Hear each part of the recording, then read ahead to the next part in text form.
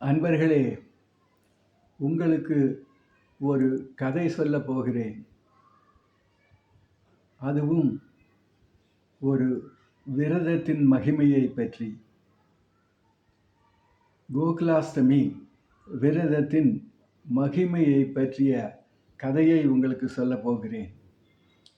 இந்த கதை பிரம்மாண்ட புராணத்தில் சொல்லப்பட்டிருக்கிறது.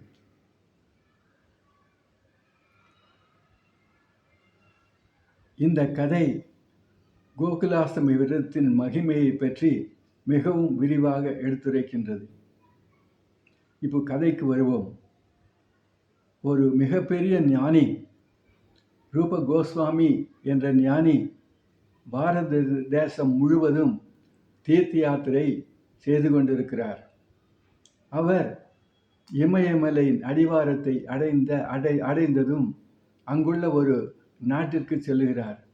அந்த நாட்டிலே நிறைய விஷ்ணு கோயில்கள் இருக்கின்றன.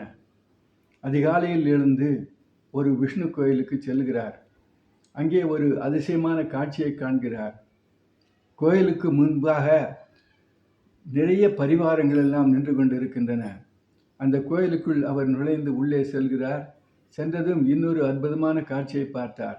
அந்த நாட்டு மகாராணி அந்த கோயிலை துடைத்து அந்த கோவிலை தூய்மை செய்து கொண்டிருந்தார். அதை பார்த்ததும் அவருக்கு வியப்பாக போய்விட்டது. ஒரு நாட்டினுடைய ராணி ஏன் இந்த மாதிரி கோயிலை எல்லாம் கூட்டி வேலை செய்ய வேண்டும் என்று அவருக்கு ஒரு சந்தேகம் எழுந்தது. அந்த சந்தேகத்தை தீர்ப்பதற்காக அவர் மகாராணியிடமே சென்று பேச ஆரம்பித்து விட்டார். மகாராணியாரே, நீங்கள் இந்த நாட்டின் ராணி. உங்களுடைய விரலசைவில் ஆயிரக்கணக்கான சேவர்கள் வந்து பணிபுரிய தயாராக காத்து கொண்டு இருக்கும்போது நீங்கள் ஏன் இந்த பணியை செய்ய வேண்டும் என்று அவர் வினவினார். அதற்கு அந்த ராணியார் தன்னுடைய பூர்வ ஜென்ம கதையை சொல்ல வேண்டியிருந்தது. பூர்வ ஜென்மத்தில் இந்த ராணி ஒரு வேடுவர் குலத்தில் பிறந்திருந்தார். வேடுவர்கள் என்றால் காட்டில் வாழ்பவர்கள். காட்டு மிருகங்களை கொன்று அதனுடைய பல், நகம், தோல், மாமிசம் ஆகியவற்றை விற்று வாழ்க்கை நடத்தி வருபவர்கள். ஒரு சமயம் ஒரு பிராமண குடும்பம் அவர்கள் இருந்த அந்த காட்டு வழியே சென்றது. அப்பொழுது இந்த பெண்ணினுடைய தகப்பனாரும் சகோதரர்களும் சேர்ந்து அந்த பிராமண குடும்பத்தினரிடம் இருந்த அனைத்து செல்வங்களையும் பணத்தையும் மற்ற பொருள்களையும் பறித்து கொண்டு விட்டனர். பறித்து கொண்டது மட்டுமல்லாமல் அந்த பிராமண குடும்பத்தை கொஞ்சம் கூட ஈவு இரக்கமில்லாமல் கொன்றுவிட்டனர். செய்தி அரசனுக்கு எட்டியது. அரசன் காவலர்களை அனுப்பி இவர் இந்த வேடுவர் குலத்தில் இருந்த அனைவரையும் கைது செய்து அவர்களை விசாரித்து அனைவருக்கும் மரண தண்டனை வழங்கினார். இந்த பெண் மிகவும் சிறுமியாக இருந்ததனால் இந்த பெண்ணை விடுவித்து இந்த பெண்ணை பராமரிப்பதற்காக ஒரு பிராமண குடும்பத்தை அழைத்து அவர்களிடம் இந்த குழந்தையை நீங்கள் பராமரிக்க வேண்டும் என்று சொல்லி ஆணையிட்டார். அவர்களும் மிகுந்த மகிழ்ச்சியோடு இந்த குழந்தையை பெற்றுக்கொண்டு இந்த குழந்தையை நல்ல முறையில் வளர்த்து வந்தனர். அந்த பிராமண தம்பதியருக்கு புத்திர பாக்கியம் இல்லை. அதனால் இந்த குழந்தையை தங்கள் குழந்தையாகவே பாவித்து அவர்கள் வளர்த்து வந்தனர். நல்ல பழக்க வழக்கங்களை எல்லாம் சொல்லிக் கொடுத்தனர். விரதங்களை அனுஷ்டிக்க வைத்தனர். ஜென்மாஷ்டமி நெருங்கி வந்து கொண்டிருந்தது.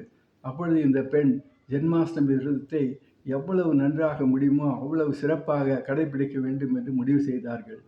ஜென்மாஷ்டமி என்று காலை 6 மணிக்கு எழுந்து அதிகாலையில் பிரம்ம முகூர்த்தத்தில் எழுந்து நீராடி தூய ஆடை அணிந்து பகவானை வழிபட்டு விரதத்தை துவக்கினார்கள். காலை 6 மணியிலிருந்து இரவு 12 மணி வரை ஒன்றும் சாப்பிடக்கூடாது. அந்த பெண் தண்ணீரும் கூட அருந்தவில்லை. ஏன் எச்சிலையும் கூட விழுங்கவில்லை. மிகவும் கடினமான விரதத்தை மேற்கொண்டிருந்தாள். இதை பார்த்து அந்த பிராமண தம்பதியருக்கு ஒரே வியப்பாக போய்விட்டது. அந்த பெண்ணிடம் கூறினார்கள், பெண்ணே, ஜன்மாஷ்டமி விரதத்தை மிகவும் சிறப்பாக நீ கடைபிடித்து உள்ளாய். இந்த ஜென்மத்தில் நீ பணிப்பெண். இந்த விரதத்தை நன்றாக கடைபிடித்ததினால் பகவான் கிருஷ்ணரின் கிருபையினால் அடுத்த பிறவியில் நீ ஒரு ராணியாக கூட ஆகலாம் என்று அவர்கள் கூறினார்கள். அதை கேட்டவுடன் இந்த பெண்ணினுடைய அடிமனதில் ஒரு சிறு ஆசை துளிர்விட ஆரம்பித்தது. இந்த ம், ம், ஆரம்பித்தது. இதே மாதிரி பல விரதங்களையும் அவள் கடைபிடித்து இறுதியிலே இறந்து போனாள். அவள் இறந்து போனதும் வைகுண்டத்திலிருந்து விஷ்ணு தூதர்கள் புஷ்பக விமானத்தில் வந்து இவளை வைகுண்டத்திற்கு அழைத்துச் சென்றனர். வைகுண்ட வாசலில் நீண்ட நேரம் காத்திருந்தனர். வைகுண்ட வாசல் பூட்டப்பட்டிருந்தது, திறக்கப்படவில்லை. நீண்ட நேரத்திற்கு பிறகு பகவான் அந்த பெண் முன் தோன்றினார். பெண்ணே, உனக்கு வைகுண்டத்தில் இடம் கிடையாது. ஏனெனில் உன்னுடைய ஆழ் மனதில் ஒரு சிறு ஆசை துளிர்விட்டிருக்கிறது, நீ ராணியாக வேண்டும் என்று. அந்த ஆசையை பூர்த்தி செய்துவிட்டு வந்தாயானால் வைகுண்ட வாசல் திறக்கும் என்று சொல்லி பகவான் மறைந்து விட்டார். ஸோ அந்த பெண் மறுபிறவியில் ஒரு ராஜ குடும்பத்தில் பிறந்து ராணியானாள். ராணி இந்த பெண்ணை பராமரித்த பிராமணர் ராஜாவானார். ஸோ இந்த பெண் ராணியானாலும் பூர்வ ஜென்ம வாசனையை மறக்கவில்லை. உடனே இந்த அரச பதவி, செல்வம், இளமை எல்லாம் நிலையானது. இந்த உலகத்தில் நிலையானது ஒன்று பகவான் தான். ஸோ அவனுக்கு சேவை செய்து பகவானுடைய திருவடிகளை அடைவது தான் என்னுடைய வாழ்க்கையின் லட்சியம் என்று சொல்லி இந்த கோயில்களில், இந்த தேசத்தில் உள்ள கோயில்களை எல்லாம் சுத்தப்படுத்தும் சேவையை நான் ஏற்றுக்கொண்டு செய்து வருகிறேன் சுவாமி என்று சொன்னவுடன் அந்த ஞானி மிகவும் சந்தோஷப்பட்டு இந்த ராணியை வாழ்த்து விட்டு சென்றார். நன்றி.